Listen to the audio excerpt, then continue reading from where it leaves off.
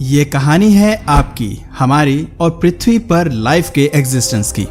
ये सच है कि जीवन के अस्तित्व को एक अरसा बीत चला है।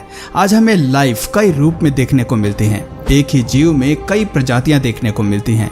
बात करें जानवरों की तो शेर, चीता, भालू, सांप और न जाने कितनी ही प्रजातियां जंगल में घूम रही हैं। जहरीले सांप से लेकर शिकार को निगलने वाले खौफनाक सांप तक आपको हर तरह के जीव देखने को मिलते हैं। खैर, बात केवल सांप की नहीं है, असल सवाल जीवों में इतनी वैरायटीज का है। सवाल है कि आखिर इतने तरह के जीव धरती पर कैसे पनप गए? पृथ्वी पर एक ही तरह का जीवन क्यों नहीं पनपा? जब सब कुछ एक सिंगल सेल से शुरू हुआ तो एवोल्यूशन की कहानी इतनी लंबी और पेचीदा कैसे हो गई? अगर आप सोच रहे हैं कि आज हम ह्यूमन एवोल्यूशन पर बात करने वाले हैं तो आपका गैस बिल्कुल गलत है। आज हम आपको विज्ञान की नज़र से वो कहानी सुनाने वाले हैं जब एक छोटे बेबीज की तरह जानवरों का पृथ्वी पर जन्म हुआ। इतिहास में पहली बार सांस लेने के लिए उनके फेफड़ों का निर्माण हुआ, देखने के लिए उन्हें आंखें मिली और खुद की फॉर्मेशन के लिए एक अवसर मिला। वो अवसर जिसकी बदौलत पृथ्वी पर जीवों का साम्राज्य फैल गया।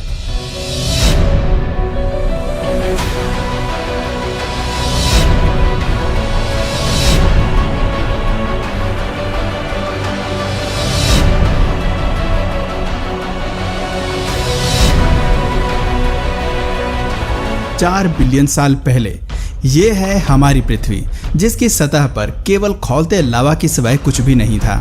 यही लावा जल्द ही 9 मिलियन लिविंग स्पीशीज के लिए उनका घर बनने वाला था। खैर, ये रास्ता इतना भी आसान नहीं था। राख से जीवन को जन्म देने के लिए कई घटनाएं होने वाली थीं, लेकिन इनमें सबसे पहला पड़ाव पानी था। एस्ट्रॉइड्स और कॉमेट्स ने भले ही पानी को पृथ्वी पर छोड़ा, लेकिन ये पानी केमिकल्स और ऑर्गेनिक कंपाउंड से भरा था, जिन पर आसमान से कड़कती बिजली का पड़ना बाकी था।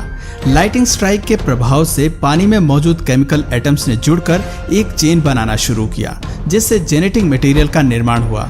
इस मटेरियल का ऐसे खतरनाक वातावरण में बचना हालांकि मुमकिन नहीं था, लेकिन पानी में मौजूद ऑयली मटेरियल की वजह से पहले सिंगल सेल ने पनपना तय किया था। पर अपनी फॉर्मेशन के बाद ये सिंगल सेल कहाँ चुप बैठने वाला था? 3.5 बिलियन साल पहले जेनेटिक मैसेजेस और केमिकल इंस्ट्रक्शंस के चलते इस सेल ने खुद को पहली बार कॉपी किया। ये जीवन की पहली कड़ी थी जिसने पृथ्वी पर कुछ अद्भुत कर दिखाया था। अपने क्लोन को तैयार करके इसने धरती पर जीवन की शुरुआत कर दी थी। तब ये सेल नहीं जानता था कि आगे चलकर इंसान, जानवर, पेड़ पौधे, चिड़िया और मरीन एनिमल सब कुछ इसी से विकसित होने वाले थे। अपने क्लोन को बनाकर ये सिंगल सेल अब रिप्रोड्यूस करना सीख गए थे, जिसने धरती पर इनके सर्वाइवल के चांसेस बढ़ा दिए थे। 2 बिलियन साल तक रिप्रोड्यूस करते हुए सिंगल सेल की पीढ़ियों ने खुद को ऐसे ही कायम रखा, लेकिन फिर एक घटना ने सब कुछ बदल दिया। गलती से 2 सेल्स का आपस में टकराव एक बाहरी बदलाव लेकर आया, जिसके तहत 2 सेल्स आपस में मर्ज हो गए और इनके जीन्स भी आपस में जुड़ गए। दिलचस्प बात थी कि इस मर्ज सेल ने भी अपने आप को कॉपी किया और इससे उत्पन्न होने वाले बाकी सेल्स ने भी इस प्रक्रिया को जारी रखा, जिसकी वजह से आने वाले सेल्स में एक की बजाय 2 सेल्स थे। अब ये सेल्स रिप्रोड्यूस करते गए, अपने आप को कॉपी करते गए और म्यूटेट होते रहे। जैसे जैसे म्यूटेशंस बढ़ती रही, पुराने जीन्स डिलीट हुए और नई फॉर्मेशन हुई और नए सेल्स बने। सदियों तक होती इस प्रक्रिया में एक वक्त ऐसा आया जब सेल्स एक दूसरे से बहुत अलग हो गए और इनसे कई बिलियन प्रजातियों का विकास शुरू हुआ। पानी के अंदर चल रही इस फॉर्मेशन से वहाँ कई प्रजातियां पनपने लगी, लेकिन जो हमारे विकास के लिए जिम्मेदार रहे वो थे 3 इंच लंबे वाटर वर्म। पानी के अंदर क्या आप इस जीव को देख सकते हैं? दरअसल ये हम हैं। आज से लगभग 550 मिलियन साल पहले। ये वो समय था जब म्यूटेशंस के चलते मेल और फीमेल जेंडर का विकास हो चुका था। अब हमारा मकसद प्रजनन की प्रक्रिया से अपनी संख्या बढ़ाना था, ताकि ज्यादा से ज्यादा जीन्स को रिप्रोड्यूस कर सकें। इस दौर में अपने लिए साथी को ढूंढना बेहद मुश्किल था, क्योंकि मादा को पहचानने के लिए वाटर वर्म के पास ना तो आंखें थी और ना ही कोई दूसरा फीचर। ऐसे में समुद्र के काले अंधेरे में देखने की क्षमता का होना जरूरी था। हालांकि ये एक बड़ी बाधा थी, लेकिन इसको सुलझाना भी कुदरत को बहुत अच्छे से आता था। जल्द ही प्रकृति का सबसे अद्भुत और अनोखा आविष्कार दुनिया में आया। हम बात कर रहे हैं आंखों की, जिसने वाटर वर्म को पानी के अंदर अपने पार्टनर को देखने और ढूंढ निकालने की ताकत दी। इस आविष्कार के लिए सबसे पहले वाटर वर्म के कुछ स्किन सेल्स म्यूटेट हुए। अब ये जीव अंधेरे और उजाले में फर्क कर सकते थे, अपने लिए ज्यादा शिकार ढूंढ सकते थे और रिप्रोड्यूस करने के लिए अपने साथी का भी चयन कर सकते थे। इस तरह से वाटर वर्म ज्यादा समय के लिए जी सकते थे। लेकिन यही काफी नहीं था। वक्त के साथ साथ सेल्स में नई म्यूटेशन होने लगी, जिससे सभी जीवों में आंखों का विकास हुआ। आंखों के विकास के साथ ही पानी के नीचे जीव अब सब कुछ देख पाए। हैरानी की बात थी कि इन सब की शुरुआत केवल एक सिंगल सेल से शुरू हुई थी, लेकिन अब इसकी बदौलत एक मरीन वर्ल्ड का विकास हो गया था। लेकिन आसपास की दुनिया को समझना भी जरूरी था, इसलिए आंखों के पीछे मौजूद नर्व सेल्स ने आपस में इकट्ठा होना शुरू किया।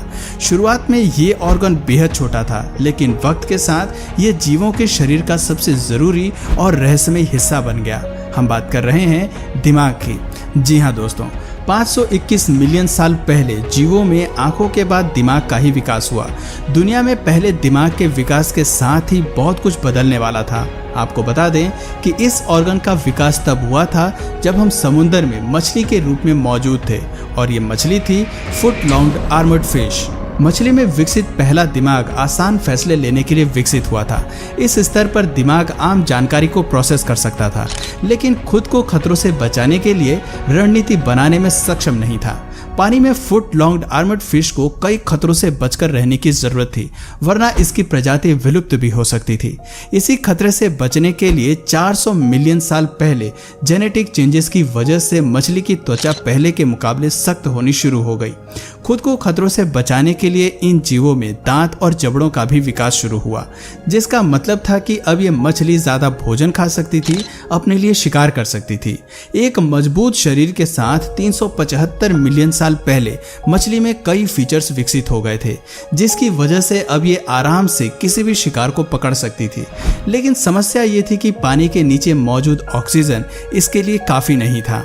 ऑक्सीजन की कमी से पानी के अंदर इसका ज्यादा समय तक सरवाइव कर पाना आसान नहीं था। इसके अलावा वहां मौजूद टॉक्सिक कार्बन डाइऑक्साइड भी इनके लिए एक बड़ा खतरा था। हालांकि वहां भोजन की कमी नहीं थी, लेकिन ऑक्सीजन जीवन के लिए मेन इंग्रेडिएंट था, जिसे पाने के लिए इन्हें कुछ बेहद ही बड़ा करना जरूरी था। दोस्तों, कुदरत का नियम तो आप जानते ही हैं कि कुछ भी पाने के लिए रिस्क लेना ही पड़ता है। इस मछली ने भी यही किया। ऑक्सीजन के लिए फुट लॉन्ग आर्मर्ड फिश पानी की सतह पर आई और इसने ऑक्सीजन लेना शुरू किया। शरीर में ऑक्सीजन के ट्रेवल होने की वजह से धीरे धीरे लंग्स का विकास हुआ। लंग्स के विकास के साथ ही पानी में एक नई प्रजाति पनपी, जिन्हें नाम दिया गया इस्थियोस्थेगा।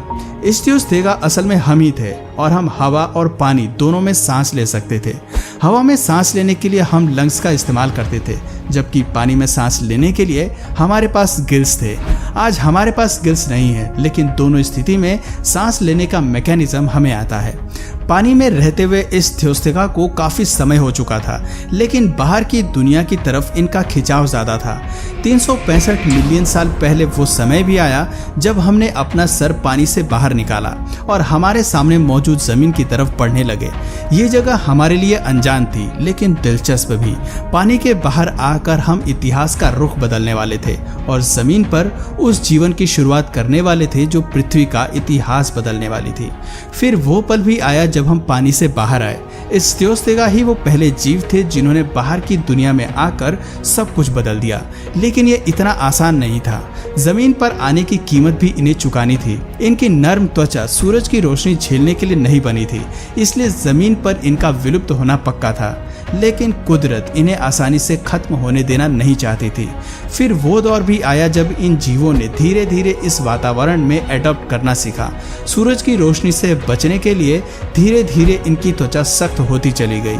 340 मिलियन साल पहले हम इस्थियोस्थेगा से कैसिनेरिया में तब्दील हो गए।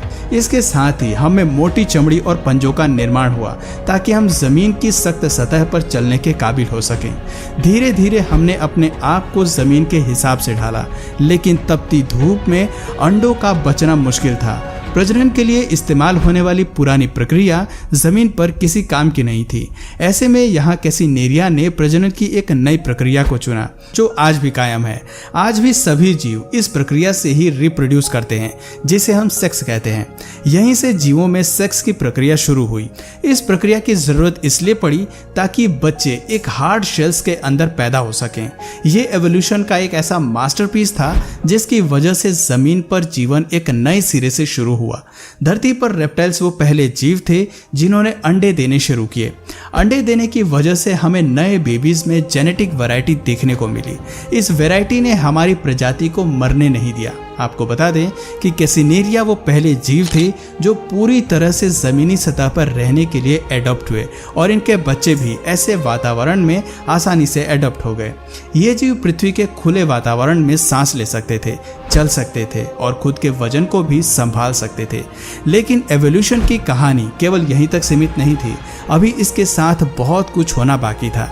ये समय रुकने का नहीं था, बल्कि एक ऐसे लाइफ को फॉर्म करने का था जो आगे चलकर पूरे अर्थ को डोमिनेट करने वाला था। ये सब कैसे होने वाला था? आखिर अब कौन से ऑर्गन्स डेवलप होने वाले थे? और एवोल्यूशन की होड़ में अब कौन से जानवरों का एवोल्यूशन होना बाकी था? अगर मैं ये सब इसी वीडियो में बताने लगा तो ये वीडियो बहुत लंबी हो जाएगी। अगर आप कहेंगे तो मैं इसका पार्ट 2 भी ज़रूर बना दूंगा। इसलिए अगर आप चाहें तो कमेंट में पार्ट 2 ज़रूर लिखिए। तो आज की वीडियो में बस इतना ही। अगर इस वीडियो से आपको कुछ नया जानने या सीखने को मिला या फिर इंटरेस्टिंग लगा तो प्लीज़ इस वीडियो को एक लाइक करके अपने फ्रेंड्स और फैमिली में से ज़रूर शेयर करें। और यदि आप इस चैनल पर नए हैं तो प्लीज़ इस चैनल को सब्सक्राइब करके बेल नोटिफिकेशन आइकन को ऑन कर लीजिए ताकि हमारे आने वाले वीडियोज़ आप मिस ना करें। मिलते हैं फिर किसी वीडियो में नए टॉपिक के साथ। तब तक के लिए नमस्कार।